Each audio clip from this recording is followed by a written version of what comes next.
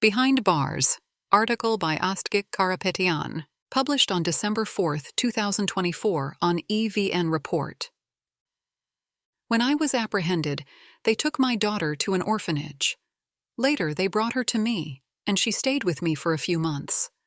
My son was born here, says 29-year-old Nara, who has been an inmate at the Abovyan Penitentiary for 5.5 years.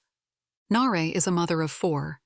After being detained, she kept her 3rd child for 4 months, and her 4th child remained with her until recently.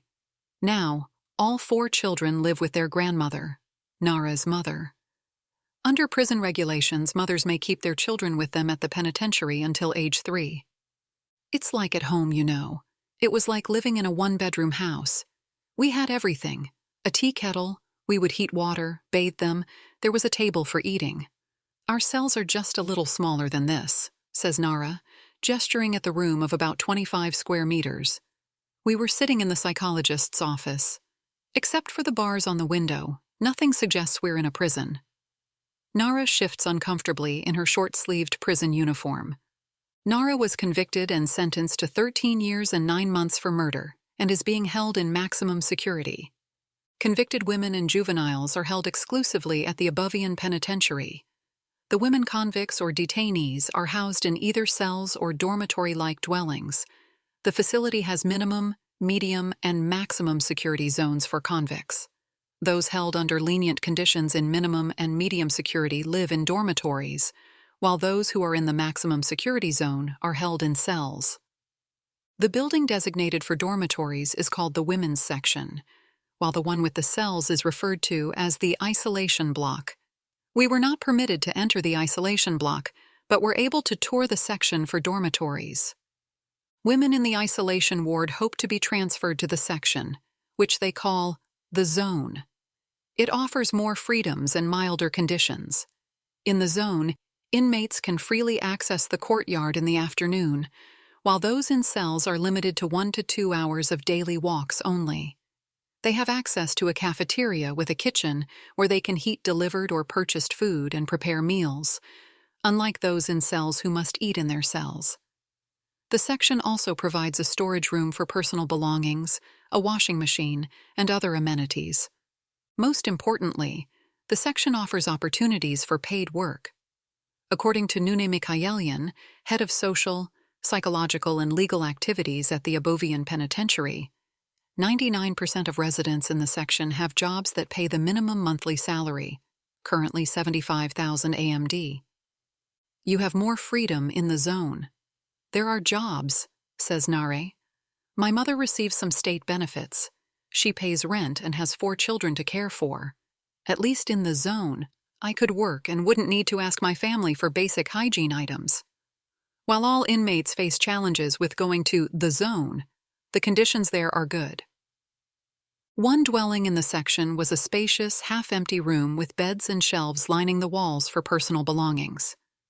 Penitentiary officers noted that while the area once housed dozens of convicts, only 6 remained. Across both the main zone and the isolation ward, there were a total of 28 convicts. According to the Statistical Committee, the number of female convicts has steadily declined over the years, dropping from 218 in 2015 to 75 in 2022. Nare has experience caring for a child in both the isolation ward and the women's section. After the renovation of the section's new building, she was transferred to the isolation ward, which has special rooms for women with children. This building had just opened, and my son and I were the first residents, she explains. I could take walks here and there, although I was behind locked doors everywhere. The only difference was that here, hot water was available only between 5 a.m. and 9 a.m. After her transfer to the section, she was alone with her child in the dormitory. My child was very mischievous and active. He would break things or draw on the walls, Nara explains. It was very difficult to manage alone. Based on her request, they assigned another inmate to her dormitory to help with childcare.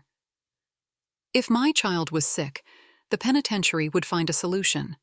I always had access to the city hospital and medication when my child had a fever. If they didn't have medicines on hand, Either the doctor or the head of the penitentiary would bring them. The only challenge is that you are confined within walls, and the door is locked. Nare, who has been behind bars for over 5 years, describes the isolating and corrosive effects of prison life. They make people become more evil here, she says, though she insists she isn't malicious by nature. Still, the confinement takes a toll. Let anyone come and stay here for just an hour. Even when the nurses come to my cell to check my blood pressure, they feel claustrophobic when the door closes. Nara laments the lack of meaningful activity, noting that inmates are left idle with little to do but gossip, a pastime she views as destructive and unkind. It doesn't change anything, and it's not nice to discuss someone's life when they aren't present, she reflects. Her solution is simple: provide employment opportunities for inmates to keep them occupied and prevent the toxic effects of boredom and inactivity. Let us work, move around, and interact with each other, she says, advocating for conditions that promote rehabilitation over stagnation. According to Niara, inmates with children are permitted to have essential childcare items like cradles in their cells, unlike other inmates. While some cells lack a refrigerator, they are required in cells housing mothers with children, she says. The renovation of this section resolved several issues. For example, lawyer Nare Hovanesyan, president of the Center for Legal Initiatives, recounts that during one of their visits, a woman living in the dormitory had complained about the lack of a bathroom in the facility. She explained that she was forced to carry her child wrapped in a towel through the cold corridor to and from the bathroom. Additionally, she couldn't leave her child sleeping or alone in the dormitory to go to bathe or do laundry. Another issue was that the bathrooms had squatting toilets, which were especially inconvenient for a pregnant woman. Currently, in the new building, rooms designated for pregnant women or women with children are equipped with bathrooms, including higher-seated toilets for added convenience. The yard's bumpy and uneven asphalt makes it impossible to walk with children in strollers. Nune Mikhaelian says paths will be repaired during the building renovation, and they plan to build a special garden for children under the age of 3. Professor and lawyer David Tumashyan, who co-authored the study on reproductive rights of incarcerated women, concludes that the institution needs a mother and child room equipped with developmental toys. He also emphasizes the need to review the variety and quantity of food, clothing, and hygiene items provided for children in the penitentiary system. Being a mother in detention. Mothers in detention respond differently to their situation. We had a mother who kept her child with her to take advantage of the privileges, including a separate cell and extra food. But we also had a mother who even helped her child with lessons over the phone, says Nune Mikhaelian. During the visit to the penitentiary and discussions with experts, one question persistently emerged: should children be in the penitentiary system at all? I have been to a U.S. prison where a child was taken away right after birth. This is brutal for the mother, but separation becomes even more difficult when the child reaches age 3, says Mikhaelian. Tumasian advocates for case-by-case decisions when determining whether to keep a child with their mother or to separate them, emphasizing that the child's best interests must always take precedence. In the United States, both options, allowing mother-child custody or separation, are considered viable, depending on the circumstances, he explains. He highlights the challenges posed by long-term sentences for serious crimes, where separation becomes particularly critical. For instance, a mother serving a 20-year sentence might only have 3 years with her child before being separated for the remaining 17, or, in the case of life imprisonment, potentially never seeing them again. Notably, Armenian law allows life sentences for pregnant women and mothers of infants, with Article 68 of the Criminal Code restricting such sentences only for juveniles. Tumashan underscores the mutual benefits of mother-child contact. Children gain essential maternal care and affection, while mothers retain a sense of purpose, which can support their rehabilitation and eventual reintegration into society. We need to consider not only that the child is in a penitentiary, but also examine the conditions and how they are maintained to serve the best interest of the child, he explains. According to Tumasian, If the mother lacks adequate parenting skills or is keeping the child with her solely to gain additional privileges, the solution is provided under the law on social assistance. Social workers assess the needs of individuals in difficult situations and provide professional evaluations, he explains. While prisons have social workers and psychologists, they need to revise each person's resocialization program with a focus on developing their role as future mothers, rather than merely accepting a woman's imprisoned status and leaving her to cope alone. It's essential to actively address these challenges. Nare says that prison staff are focused on the interaction between the mothers and children. A mother can lightly tap the child's behind, right? Ms. Mikhaelian will say I can't do that.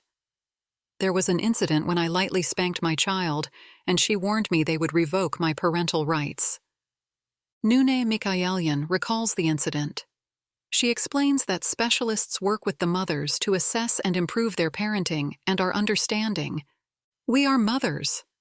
We understand how challenging it is to raise a child in prison, she says. Nare Hovhannisyan highlights that many mothers in the penitentiary struggle with parenting skills and face significant challenges in caring for their children. Additionally, staff have noted that mothers who keep their children with them often face harassment from other inmates. One woman in a cell explained that she wouldn't take her child for walks because others would make hostile remarks, saying this wasn't a suitable place for a child, and questioning why she had brought her child with her, Hovhannisyan says.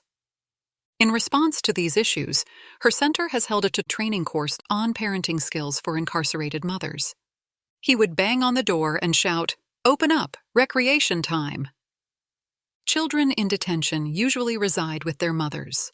According to Article 90 of the Penitentiary Code, a children's home may be established when necessary to provide proper conditions for children's residency and development.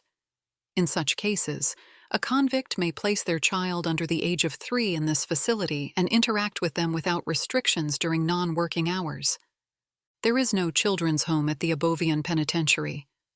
Nune Mikhaelian explains that there isn't even a need for one currently, as the facility is only designed for convicts, and there is just one detained woman living there with her child, who is under the age of 1. I can't say whether we will have a children's home in the future or not, Mikhaelian says.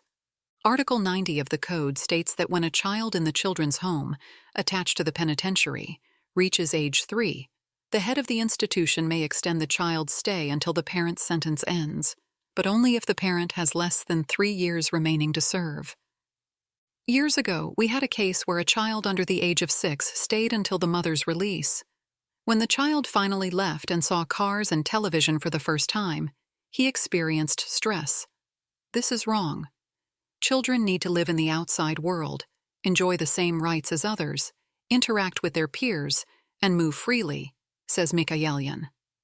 David Tumashian notes that a child begins to understand their surroundings after the age of 3, and keeping them in a penitentiary does not serve their best interests.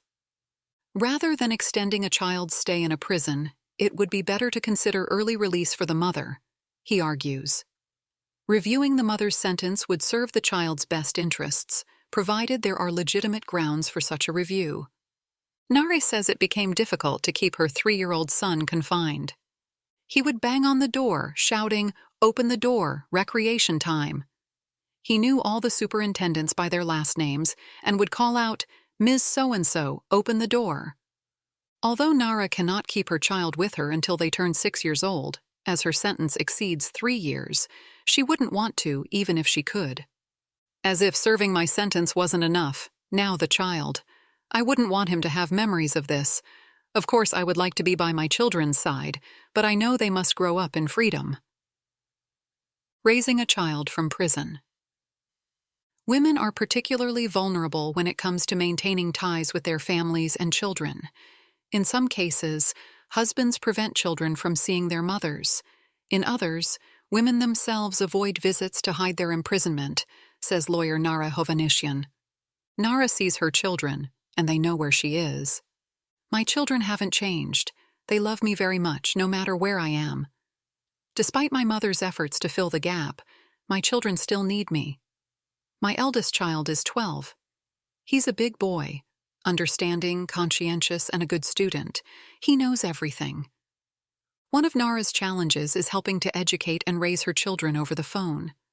I have 20 minutes to talk to them every day. The minutes are counted before I even dial the number. By the time I call and they answer, only 10-12 minutes remain. How can I help them?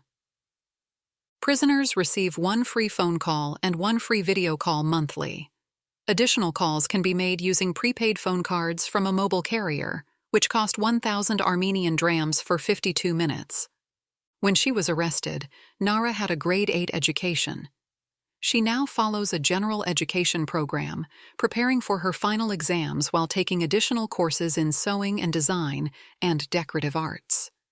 We learn practical life skills. I can now sew linens and sell them. I think it's a promising business, she says. Nara is also considering vocational education if the opportunity arises. Regarding her future, Nara says she hopes to find a good job and work after her release. The important thing is reuniting with my children and family. For now, she carries deep regret. If I could turn back time, I would change many things. I definitely wouldn't be here. I would be with my mother and children. Although Nara gave her consent to publish her photo and full name, taking into consideration the fact that she has underage children, only her name is published.